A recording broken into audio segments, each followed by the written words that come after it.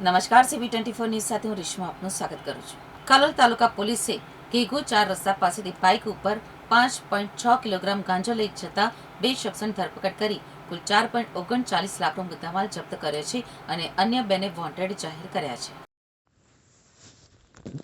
ગાંધીનગર જિલ્લામાં માદક પદાર્થોની હેરાફેરી અને વેચાણ રોકવા માટે ચાલી રહેલા એન્ટી ડ્રગ્સ ડ્રાઈવ અંતર્ગત કલોલ તાલુકા પોલીસને એક મોટી સફળતા મળી છે.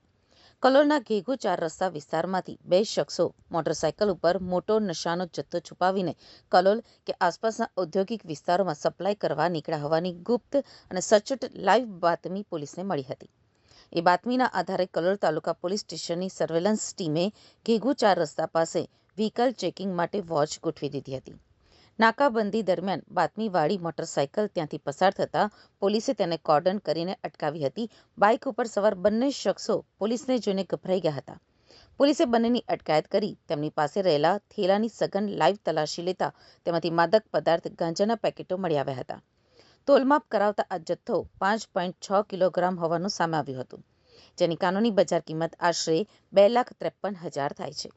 પોલીસે ત્વરિત કાર્યવાહી કરી ટ્રાન્સપોર્ટમાં વપરાયેલી બાઇક, આરોપીના મોબાઈલ ફોન અને તેમની પાસેથી મળેલી રોકડ રકમ મળીને કુલ 4.39 લાખનો મુદ્દામાલ જપ્ત કર્યો છે.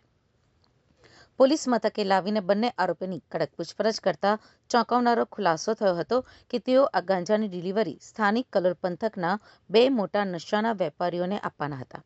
આ ગાંજો કોની પાસેથી લાવવામાં આવ્યો હતો અને જે 2 શખ્સોએ આ જથ્થો મંગાવ્યો હતો તે બંને મુખ્ય સૂત્રધારોને પોલીસે વોન્ટેડ જાહેર કરીને તેમને પકડવા માટે અલગ અલગ ટીમો રવાના કરી છે. કલોલ પોલીસે પકડાયેલા બંને આરોપીઓ વિરુદ્ધ NDPCS હેઠળ ગુનો નોંધીને આ ડ્રગ સિન્ડિકેટના મૂળ સુધી પહોંચવા માટે કોર્ટમાંથી રિમાન્ડ મેળવવાની તજવીજ લાઈવ તેજ કરી છે.